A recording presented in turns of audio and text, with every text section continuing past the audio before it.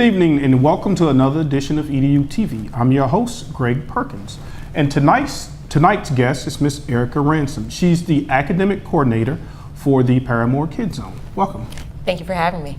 Okay, so tell us about the Parramore Kidz Zone. What were the motivating factors behind starting the program? Who are some of the partners? How does it work? All parents want the best for their kids. It doesn't matter whether you live in Windermere, whether you live in Kissimmee, whether you live in Parramore. Every parent wants to make sure that their child has a bright future. Okay. And in 2006, it was really difficult for parents to provide that for their children. Let me read a couple of statistics here. In 2006, 73% of children in Parramore were in poverty. It was the zip code with the highest reports of child abuse and neglect. Our juvenile arrest rates were 2.5 times that of the rest of the city. Teen births were 6 times the county rate. That was 2006, and yet we're in an environment where parents are trying to provide the best opportunities for their children. Okay. And so city officials at that point realized that if this is going to change, part of the responsibility is on them to make that difference. And so that's where Paramore Kidzone was born out of those conversations about what do we do to provide some stabilizing infrastructure that's going to help these parents help their children have a brighter future. And so when you mention partnership, that's exactly what Paramore Kidz Zone is. It's a partnership of people who are passionate and compassionate about the needs of our families and students that live in that neighborhood, and we're bringing together all kinds of resources to make sure that our kids have a bright and promising future. Okay, so you have the City of Orlando that's involved, and also Orange County Public Schools. So, and I think I read something recently where Mr. Rosen is getting involved too. There's going to be this huge center. I don't know exactly the name of it. The new project that's coming. The new school. Right. So there is a new school coming, and we are excited about partnering with UCF. Okay. Valencia will be there. As you mentioned, the school is coming as well. What that partnership is going to look like, we don't know yet. We're excited to see what the future holds. But the fact that more and more people are paying attention to Parramore and providing resources to support those students and families is a great thing, and we're excited about it.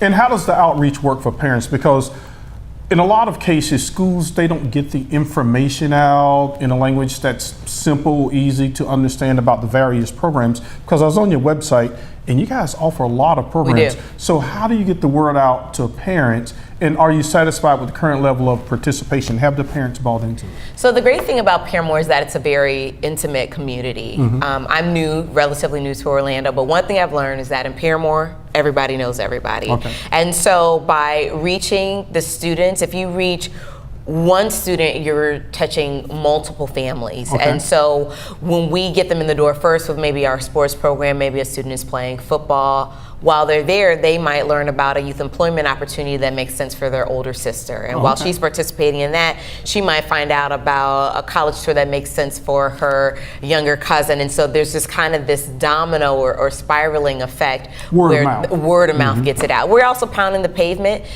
for not just the residents of Parramore, but also looking for partners who are willing to engage us and work with us to support more of our families in Parramore. And I understand there are a lot of changes going on down in that area with the expansion. I think they're building a soccer stadium, and so how are the local businesses buying into the whole concept of giving back so progress is equally shared?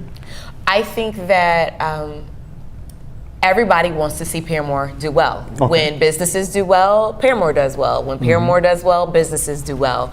I think in any situation when you have a lot of different stakeholders, what people want might vary, but I think at the end of the day, everybody knows that if Orlando is to be the world-class city that we all want it to be, you have to provide resources in neighborhoods like Parramore. And so that's what we're really looking forward to doing with the academic model that I work with, is making sure that we are teaching students how to advocate for themselves, how to look at complex situations and find out, how do I fit into that? What's my future in Parramore? What's my future beyond Parramore? And so when we are raising a generation of critical thinkers, of self-aware young people, that is our problem solvers, exactly. That's our contribution to making Parramore a better neighborhood. Okay, now there are various components that you have, right? You have the academic component, the sports component. Can you speak to some of those components that you have? Because I think one of the things that you guys provide is it after school tutoring that you provide for your kids? We do a lot. So you're right. There are a lot of different components, whether it's youth employment, the Baby Institute, which works with young families. I think a lot of parents like to know about that. How does that work, the youth employment? Youth employment, so what we do is we provide opportunities for young people to find meaningful work. And so some of that work is helping places create internship opportunities. But some of that work as well is training our young people to be responsible and competitive employees, giving them the job skill training on the back end so that they're prepared for those internship opportunities. And then perhaps there's an opportunity where a student wants to intern, and that company wants them there, but there may not be the resources to support that internship. Sometimes we're able to step in and support that partnership as well. Well, it sounds like opportunities like that may give the kids a sense of hope, because I was recently reading a book, and it just sort of talked about some kids are so dismayed with the way that they live that they stop dreaming at an early age. So it sounds like to me, Parramore Kidz Zone is instilling a sense of hope again in kids in terms of careers, academics. Let me give you an example of a student that I work with. We started working together a couple of years ago. And as a part of our regular dialogue, I was asking him what he wanted to be when he grew up, with the understanding of once I understood what he wanted to be when he grew up, we could create goals that would help him realize that long-term plan and to visualize the future, so on and so forth. So when I asked this very bright, very talented student what he wanted to be when he grew up, the first year I worked with him, he said, I want to be a cook.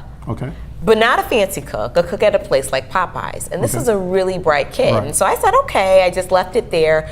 But as we worked together and I was able to expose him to opportunities beyond his neighborhood, the next year when I asked him that very same question, what did he want to be? He wanted to be an engineer. And so then, once that light bulb has gone off, my job then is to connect him with summer programs and opportunities that are going to expose him to STEM in all of its various forms, to help him apply to some of the magnet high school STEM programs. When that student is ready to go to college, he's done, at that point he will have done college tours to Georgia Tech or to Carnegie Mellon. Absolutely. So not only do we take them mentally to the next level, but we help to bring them beyond their neighborhood to see what else is out there. And so some of that is like through college tours or workplace visits, volunteer opportunities, dragon boat competitions, which is taking them all over the country. But then we also bring the world to them. I want to be a Parramore Kidz Zone. You do. I don't blame you. I love the work that we do. And so we had a team of professionals that came in and did a lunch and learn series where kids had a chance to see a whole new world that wasn't available, that they didn't know existed before. Interacting with actual professionals. Absolutely. In the field, somebody that's not a football player, a basketball player, or, because a lot of times our kids, they just think that's the scope of what they can be.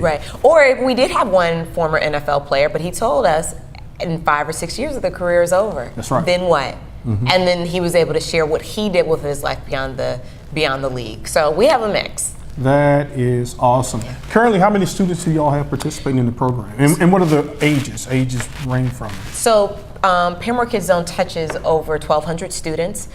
Some of them are as young as elementary school, all the way through post-secondary. The Academic Success Program has a real concentrated, intense relationship with about 120 to 150 Tell me students. about that. Expound more. And so what that is we are creating we have a unique partnership with OCPS where we are working with those students in the classroom or in the school setting, and we are supporting them wherever they are academically. We take them to the next level.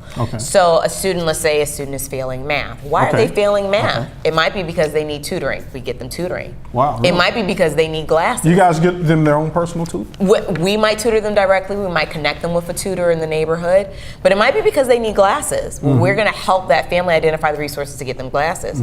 But it might be because they have a bad attitude. We're Right. going to coach them through that bad attitude. And then at the same time, we're setting goals with them, academic and personal goals, and teaching them how to systematically address those goals so that they're experiencing personal and academic success.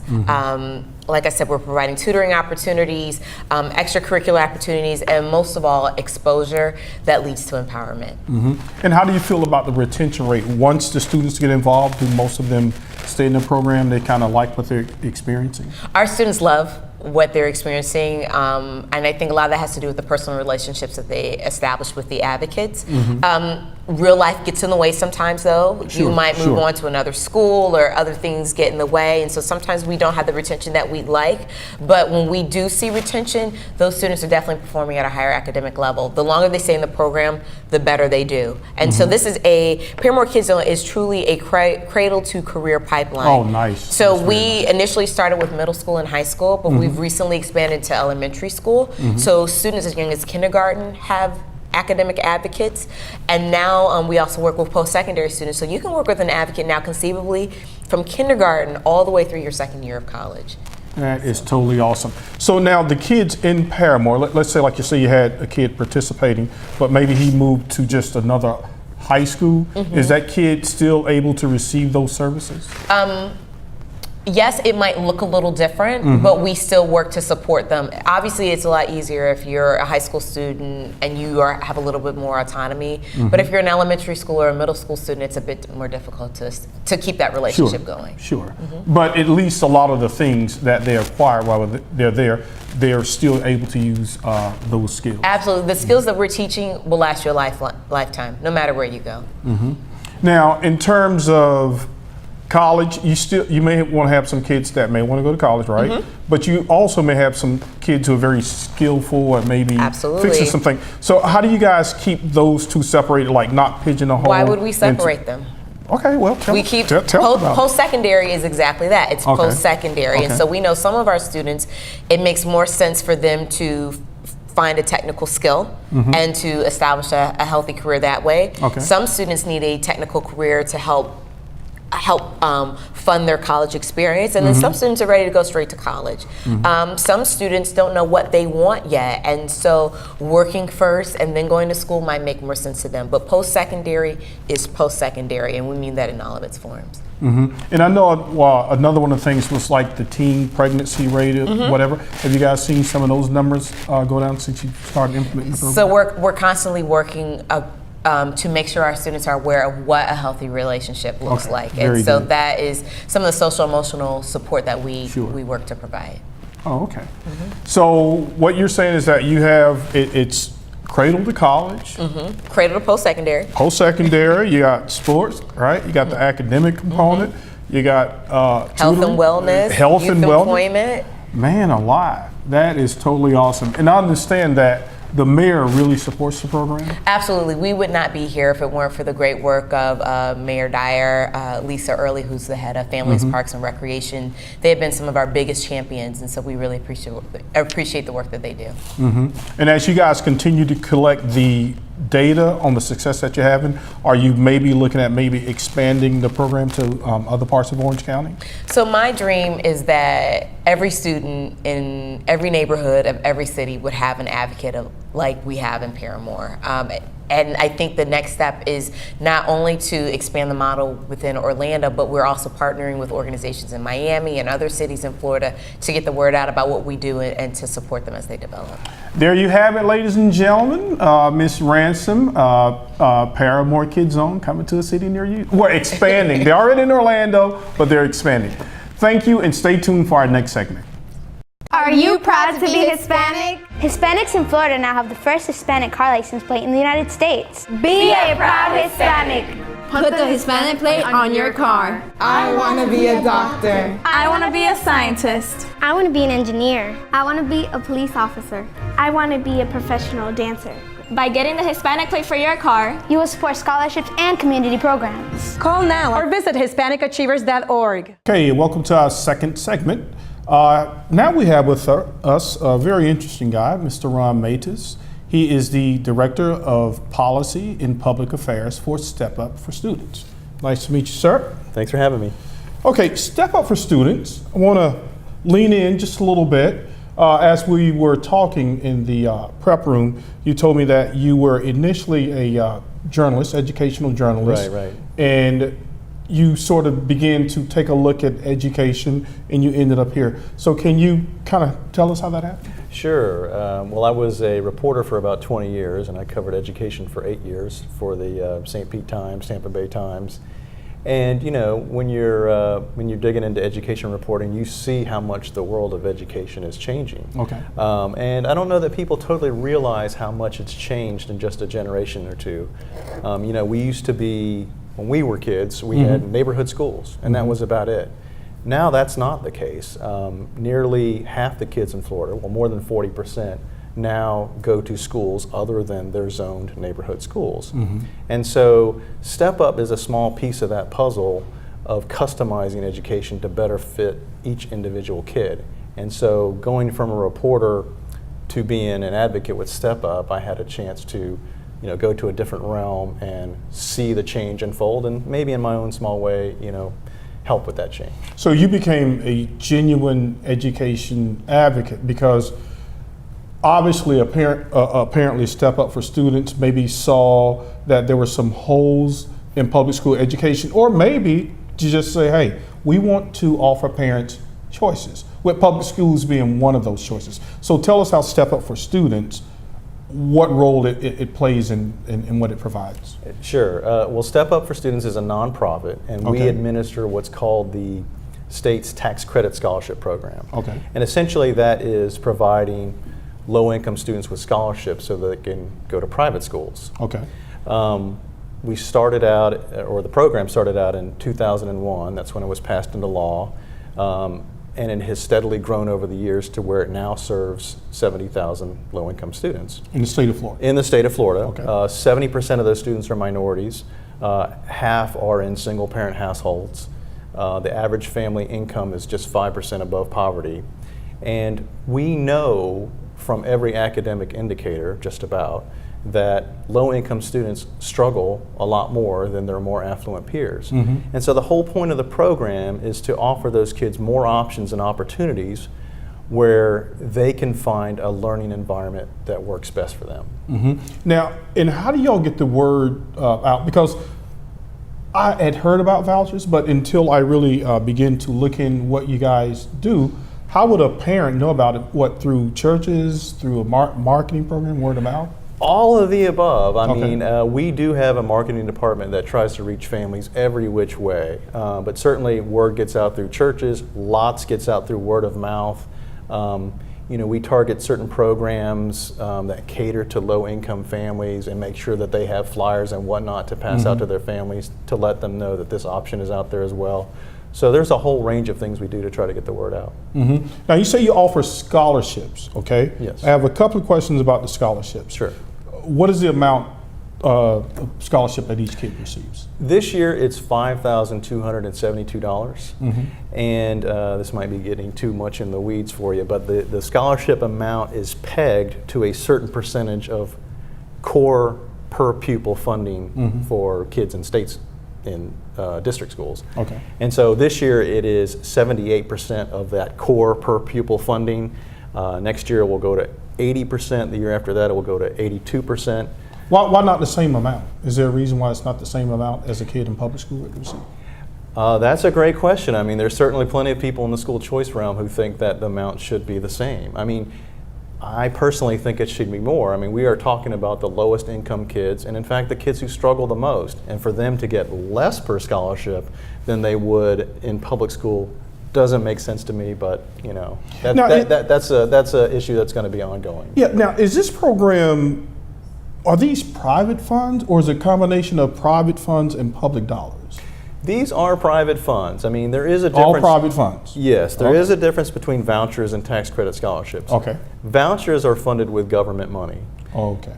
Tax credit scholarships are funded by corporate contributions. Corporations give us donations in return for tax credits. And so that's private money that never goes into the state treasury. It's a pretty important distinction. I mean, some people think that's splitting hairs. But legally, that is a very important distinction. So all of the scholarships that are offered to the kids are funded with private funds, and these kids aren't taking anything from the public budget, except that if a kid who was attending a public school, now he attends a private school, then how do the public schools account for that? Is that one of the major arguments? It is one of the major concerns that critics bring up. You know, it's almost a boilerplate line in many of the stories that are written about the program that it drains money from public schools. Technically, it's not, though. Well, I mean, if we were out to drain money from public schools, we're doing a terrible job. Exactly. Because they have a lot of money. I don't know that they have a lot of money. I mean, there's certainly a case to be made that education spending in Florida isn't where it should be. But since the program started, there have been 7 different studies that have looked at the fiscal impact of the program. And every single one of them has concluded that the program saves the state money, which can then be reinvested in public schools if that's what lawmakers want to do. The most recent study was done in 2012 by the Revenue Estimating Conference, which is a lot of smart folks who get paid a lot of money to pay attention to the details. And they determined that in 2013, the program would save the state $58 million. Okay. So, you know, the draining argument should be taken with many grains of salt. How do you get the companies to participate in the program? I mean, again, is that done through some type of marketing effort, and the company say, you know what, I want to kind of make a difference in the life of a low-income student and maybe give him a better opportunity at a private school that he's probably not? That's exactly what happens. I mean, we have a development team that's great, and they reach out to companies all the time, tell them about the program, and often it's not a very hard sell. I mean, the companies hear about the program, they hear about the idea of offering options and opportunities to low-income kids and families who have the least of those, and they're moved by it, and they contribute. Now, let me ask you this. You said the dollar amount was roughly what, 5272. 5272. Okay. So I want to go to one of these schools, right? But the tuition is $10,000, right? So 5272. There's a gap there of about $4,000. So how does that work? How much as a parent who is already low income, so they're going to have that challenge. So are other private people allowed to help fill that gap? How does that whole thing work? Well, individuals can contribute and help if they would like with that scholarship amount. Many schools do offer supplemental scholarships to go along with the tax credit scholarship so the student can attend. You know, from our surveys that we did a few years ago, we determined that the typical scholarship family probably reaches into their pockets for about $1,000 a year to fill that gap between the scholarship amount and the tuition at the school. And so, you know, for a low-income family, I have no doubt that that's a significant amount of money. But I also have no doubt that without this program, there would be many, many private schools that would be completely out of reach for those families. What is the average cost of average private school in the state of Florida? Have you guys done studies on that? We just do. The average tuition? We do have that. I just don't know that off the top of my head. Okay, but most of the people who accept the scholarships, they're willing to come up with those extra funds to give the kids that opportunity. Exactly. I mean, we know from the data that those kids are the ones who, by and large, struggle the most in public schools. I mean, there's often this myth that we're cherry picking the best and brightest kids. Again, if we're doing that, we're failing miserably because the data clearly shows that these kids are the ones who struggle the most. So their parents are trying to get them someplace where they can find success. If that means reaching into their pockets for $1,000 a year to fill that gap between the scholarship amount and tuition, many of them are more than willing to do that. Now, relative to culture, because most people associate private schools with families that are probably upper middle class to wealthy, is there a program to prepare the student for the culture? I don't want to say shock, but obviously there are going to be some cultural differences. Do you all have a program in place by which you guys help the students to make that transition so they don't feel inferior or you know, picked out of a crowd? That's a great question. I mean, as far as I know, we don't have any kind of program across the board for all families to acclimate them to but private the schools schools. Probably do. The schools undoubtedly do that, and we do have an interesting project going on with our Office of Student Learning, where we are working with several hundred private schools who voluntarily decided to participate to offer them professional development to help them better engage their parents. Very nice. And which we all know is key. I mean, the more engaged the parents are, the more likely the outcomes are going to be good for the kids. And so these private schools are working with us on all kinds of different things to better engage parents so that they're part of the process and their kids can do better. Very good. Now, you guys have a lot of people mad at you, okay? You got the school board, you got the teachers union. What, you got about about 4 or 5 different groups filing a lawsuit. Tell me about the lawsuit, what's going on. I understand there's a ruling coming out any day. That's right. Well, back in August, the Florida Teachers Union, the Florida School Boards Association, the Florida PTA and some other groups filed suit against us, and they are seeking to dismantle the program. Even though it's been around for 14 years now and serves 70,000 kids and has a record of success, they are out to end the program. We obviously feel like that is misguided. But it's private dollars. I don't understand. Why would they want to do that? Well, they make the argument that it's not private dollars. They make the argument that it's essentially a voucher program. And so that is going to be a key question in court. We feel pretty confident in our case. We had a big hearing in Tallahassee on February 9th, and we expect a ruling on that any day. You know what bothers me sometimes? I think it gets too political, right? If it's helping the kids, then should we really care if it's a private, charter, or public school? If it's helping the kid. You were taking the words right out of my mouth. I think that's exactly right. To me, especially given how dire the statistics are for low-income kids, I really don't care anymore whether that kid is educated well in a traditional public school, in a magnet school, in a charter school, in a private school, in a virtual school, in some hybrid or all of the above. At the end of the day, we just need more low-income kids to succeed. And this program is doing its small part to make that happen. I think we get way too hung up on really insignificant differences between these sectors, when at the end of the day, we just want more kids to succeed. Well, you guys are doing something right because the numbers are increasing each year.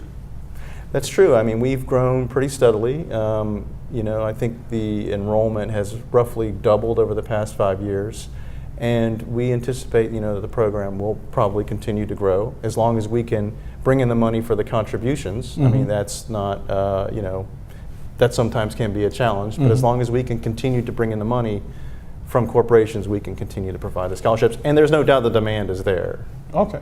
Now, it seems that there's a cap on the amount of money that can be placed into this pot of money? Yes. And that's controlled growth? I don't understand that. What's the rationale behind that? I honestly don't know why they capped the program, and we are the only choice. And who's capping it? The legislature? The legislature? Yes, I should be careful with my words. Yes, so the cap is. Yeah, no, I didn't call any specific names. I just said the legislation. The cap is set by the legislature. I'm not sure why that was done back in 2001 when the program was created, but there is a cap. As long as we raise 90% of the cap, the cap will grow another 25% every year. So this year the cap was $357 million. If we get to 90% of that, next year the cap will be $447 million. So why there's a cap, I don't know. I mean, sometimes I think it'd be better just to serve every kid who wants a scholarship, but that's not the way the program works. And there was an original lawsuit. Now, was that thrown out and then was it appealed, or? There was a lawsuit against the original voucher program. Okay. So back in 1999, we did have a state voucher program. The teachers union challenged it, and it was ruled unconstitutional in 2006. So that's why a lot of what you're hearing with the current lawsuit is claiming that the tax credit scholarship program is the same as the voucher program, but they're two different animals. All right, well, thank you a lot. That was really interesting, sir. I really appreciate it. And thank you for joining EduTV. And remember, the education of your child matters. Good night. My name is Nilmarie Zapata, and I am a Latina role model because I believe that you can overcome any circumstances that come in your way and be the best version of yourself. Hello, I'm Sandra Rivera, and I'm a Latina role model.